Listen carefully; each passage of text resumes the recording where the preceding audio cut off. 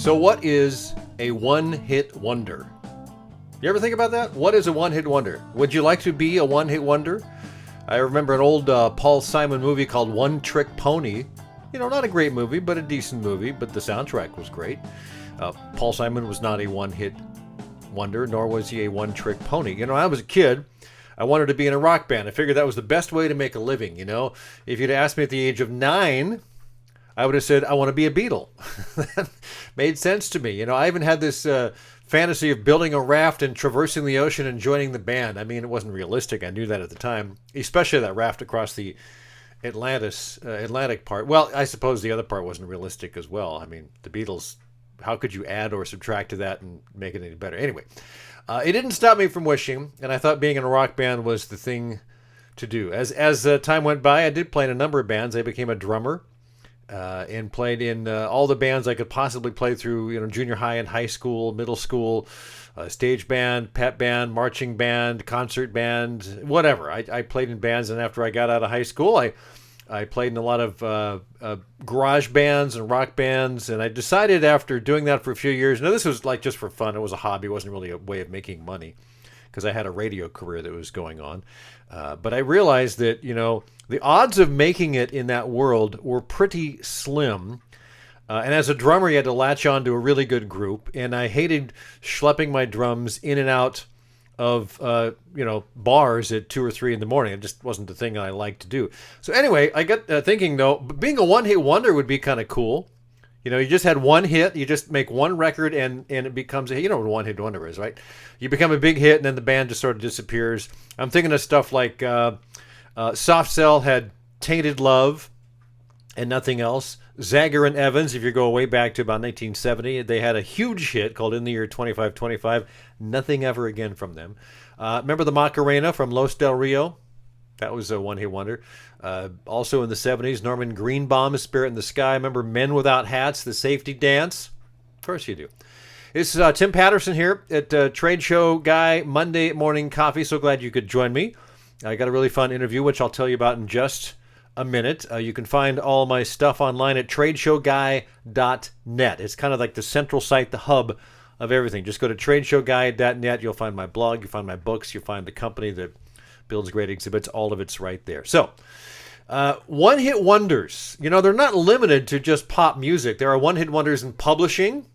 Authors or books that exploded, became big hits, and then the author never really followed it up with anything substantial. I think of J.D. Salinger's Catcher in the Rye, or Harper Lee, To Kill a Mockingbird, or Margaret Mitchell's Gone with the Wind. There's a few others in there. Emily Bronte's Wuthering Heights, I think of. You could also look to sports for one-hit wonders. I mean, in a way, kind of Joe Namath was one. Tim Tebow, Leon Spinks.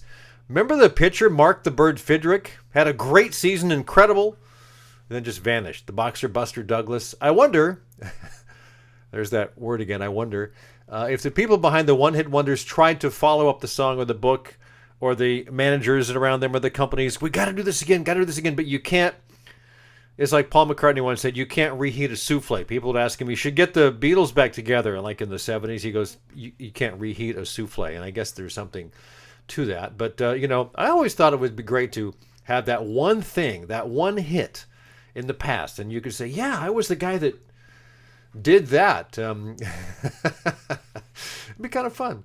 Anyway, on this week on the interview, certainly a guy who is not a one-hit wonder. Dominic Rubino has been a successful businessman many times over. He now coaches other businessmen and businesses on how to be successful, and had a great conversation with him. He actually reached out to me, and I ended up doing a interview for his podcast, kind of an in-depth thing on trade show marketing for a lot of the people that he works with in the trades industry, like the HVAC people, the electrical people, all those. They have home shows and stuff. So we did a fun interview on that. But then I said, you should be on my show. And he said, sure. So we figured out that we should talk about something he does specifically, and that is the easy formula for difficult conversations with difficult people, or just difficult conversations. And once you see it, he says, you'll never unsee it. And I think he's right. It was a fun conversation. I'd like to welcome Dominic Rubino to the show today. Did I get that right, by the way, Dominic? You did. All right. Very good. And you've got an interesting background. I'll just kind of, without doing an introduction, we ran across each other. You actually reached out to me And so we made a connection there in the not too distant past. And I'm curious to learn more about what you do. You've got a couple of websites out there, if not more than that. And so tell me, if someone would ask, what do you do? So what's the answer? Well, I reached out to you because I think my listeners, I have a podcast as well. I have two. One's called Profit Tool Belt, and the other one is in the cabinetry industry. It's called Cabinet Maker Profit System. But I reached out to you because the people in the trades industry quite often are doing home shows or cottage shows, whatever it might be. And I'd had some questions about how do we do this right? Do trade shows make sense? So I reached out to a trade show expert, Tim Patterson. There you go, I guess. And that's why I had you on the show. Yeah. And so here now you've asked me to be on your show, and I'm just thrilled. Well, I appreciate you being here. Now, one other thing I'm curious to touch base, and you mentioned, because I think when we did our interview here in the last few days, you had mentioned some association with, is it Brian Tracy? Is that right? Yes. Yeah. So tell me a little bit about that. Well, so I've been a business coach for many, many years, since the turn of the century, as I like to say, since the year 1999. And through becoming a business coach, I've been able to open a number of businesses. One of the businesses I actually bought was Brian was looking to expand the reach of his teachings by franchising his system for business reinvention, really. And so that became a franchise system that I created. It's called Focal Point Business Coaching, powered by Brian Tracy. Very long name. Wow. Yeah. Yeah. And a bunch of great franchisees who we call them business coaches all around the world. And I just sold that company a short while ago. But in that business, Brian Tracy was our partner, our brand partner.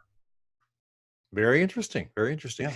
And you've done, as a business coach, you've done a lot of different things. And I know what we were going to focus on today was, there's an easy formula for difficult discussions. The scene looked at this topic looked at from a number of different angles, how to deal with difficult people. I've seen some books on that. Some people that you work with, whether it's a client or whether it's someone in your office, can be difficult to deal with. They may be very good at what they do, but there are issues that come up. So let's talk about that. It was your suggestion to kind of have this sort of easy formula for difficult conversations. So how do you approach something like this, and what kind of parameters do you put on this particular topic? Well, you know why it's such an interesting topic is because the difficult conversations are all around us, and we need to have them so that we can move our career forward or make a sale or internally. If I'm a marketing director and I really want a new trade show display booth, what do I do? Just ask for it? I need to sort of present a case. So what I'd like to share today, actually, on the funny side, you can't unsee what I'm about to share. Uh-oh. Yeah. Okay. Well, do you know why? Because the next time you watch the news and you see some politician, I'm doing air quotes, I don't know who, or you see some famous CEO explaining what's happened because something has gone amiss, you're going to see what I'm going to share with you now. There's actually a script. It's a very simple script, but it's the script to have a difficult conversation in a really easy way. Okay, I'm ready. Are you ready for it? Yep. So for those people listening, it's very simple. Just write down the letter D, and D stands for dissatisfaction. Times, so multiplication sign, vision. Okay. First steps must be greater than.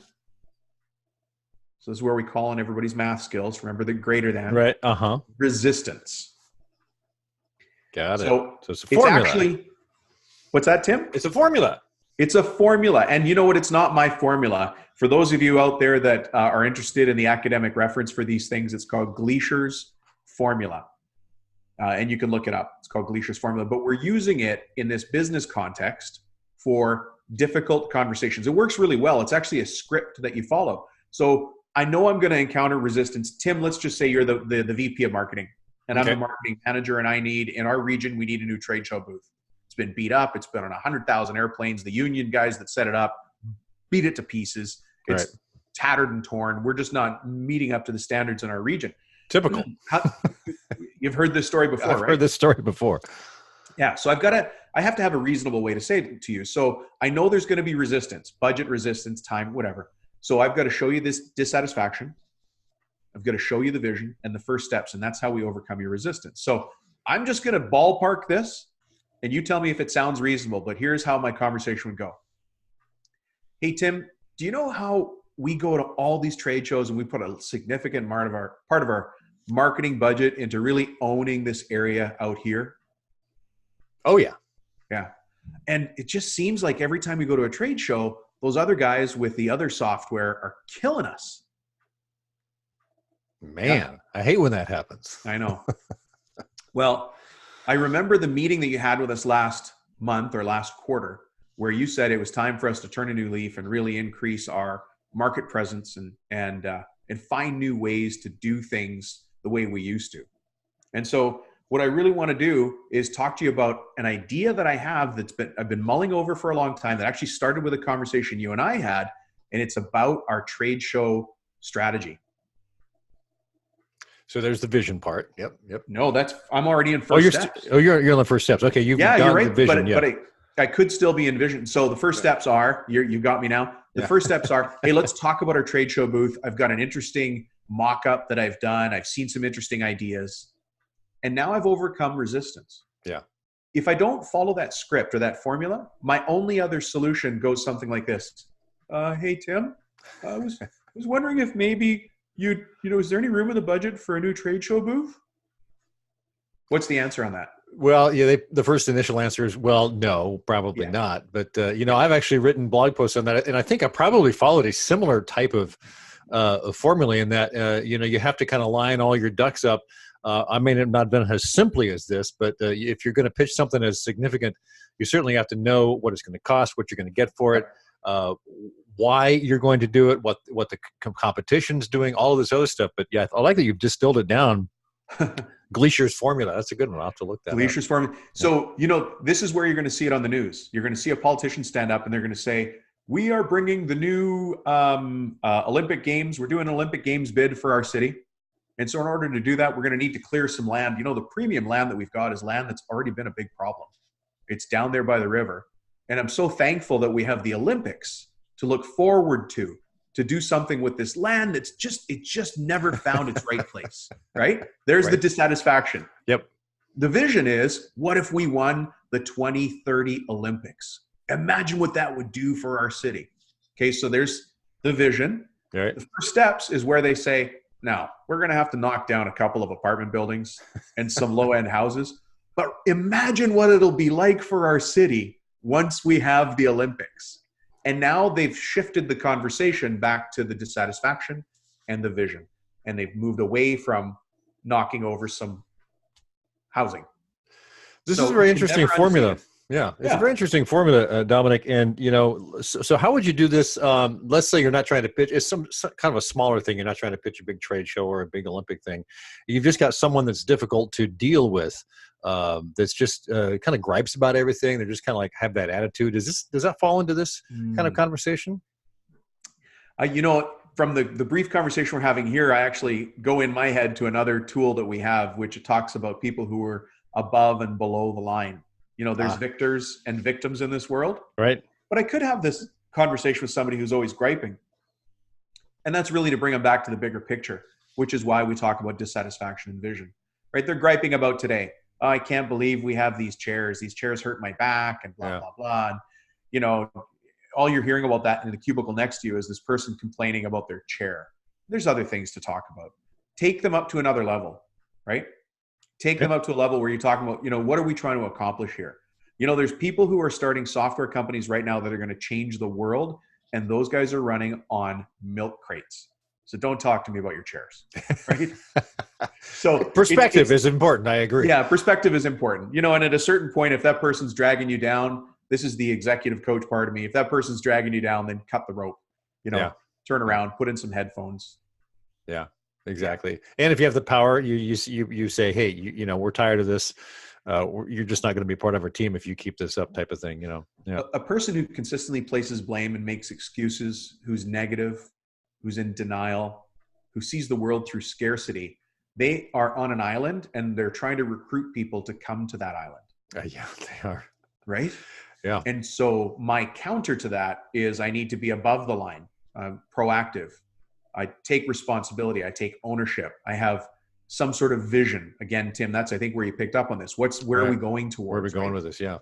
And all I can do is I stay on my island and let them do what they want on theirs. Exactly. And I think that leadership has a lot to do with it. I'm reminded of the story that I've seen. A friend of mine used to use this in all of his speeches, and he would talk about in the 60s at NASA, they were going to put a man on the moon, right? And they were walking down the hall, and this guy was sweeping the floor, and they got into a conversation with the guy sweeping the floor, and the guy was so excited to be a part of it because he's helping the team put the man on the moon, That's right. And because the leader of that whole thing, he bought in. It was really about buy-in as to the mission of what you're actually doing. And Yeah. I think leadership is a lot of it, but this is really good. I love the formula for difficult conversations. Yeah. The easy formula for difficult conversations. I've taught this to engineers before, but these are the engineers who have to put pipelines in place and who go and have conversations with entire communities about this pipeline that's going to go through your cornfield. So how does that conversation go? Well, let me talk to you about the dissatisfaction. You know how our town has constantly suffered from people leaving? Wouldn't it be great if we brought industry back? Blah, blah, blah, blah, blah, blah, blah. Sure. And it just follows that formula. That's why, Tim, I was joking. Once you've seen this, you can never unsee it. You'll watch the news and go, oh, now wait, they're going to do the vision part. Okay. They're going to do the vision part, right? Yeah. And a lot of that is really just good PR. A good PR person will know how to do that structure, whether they're actually using something as specific as this and know what they're using it. They know how to get that message out and how to deliver it. Here's where we're going and here's why, and they know how to pitch it as well. Really interesting, Dominic. And so where can people find you online? I know you have a number of things, but what's the best place, do you think, right now? The best place to find me is profittoolbelt.com. Okay. And that's a channel where I speak specifically to tradespeople, contractors who are business owners who are out there doing great things in the world. If somebody's a contractor and they happen to be in cabinetry or architectural millwork, of all things. Of all things. Yeah, I have a specialty show there because I've been speaking for that industry for many, many years. And so you can if you can't find me, you're not looking. Right, exactly. Yeah. I'm in Forbes magazine as well. You can read me in Forbes. I do articles for them on occasion. And so there's lots of places. People just reach out to me as well. If they want to email me, can I share that? Yeah, of course. Yeah.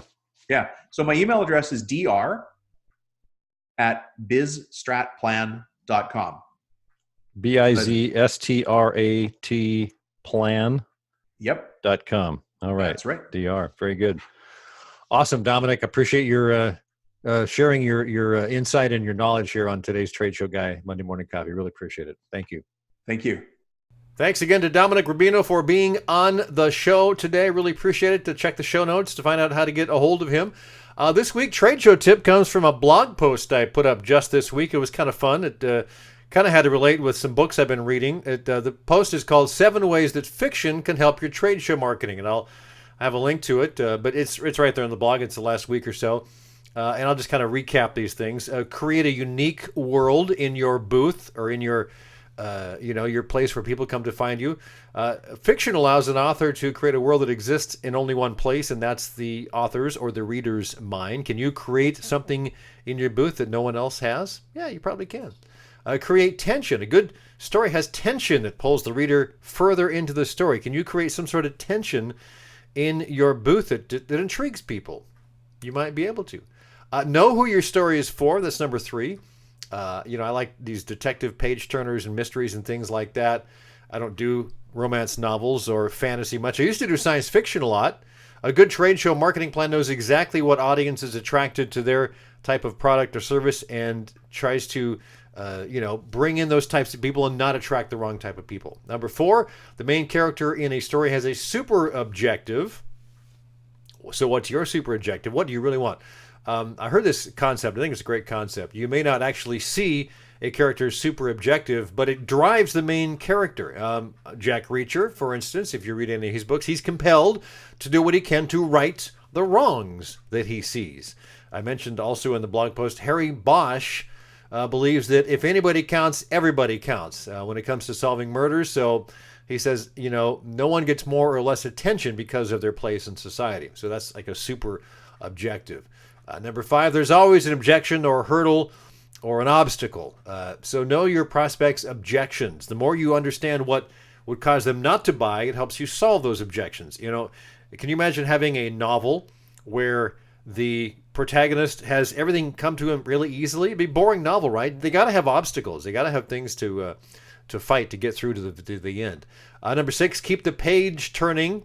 You ever get halfway through the book and you just kind of lose interest because the author didn't really do a good job at that middle part of the book? So keep the thing interesting with people in your booth. Whatever your storyline is, whatever your product is, make it interesting to them. Again, it's a shorter area, but you can do that. And number 7, deliver the goods. Make it a great ending. Every novel has a great wrap up to the tale, the character, the storyline. There's a payoff there. Do you give a payoff when people find out about your product or service? Anyway, that's my blog post, and that's my trade show tip of the week. The one good thing, speaking of books, I just finished this book called The Siberian Dilemma by Martin Cruz Smith. It's the latest Arkady Renko novel.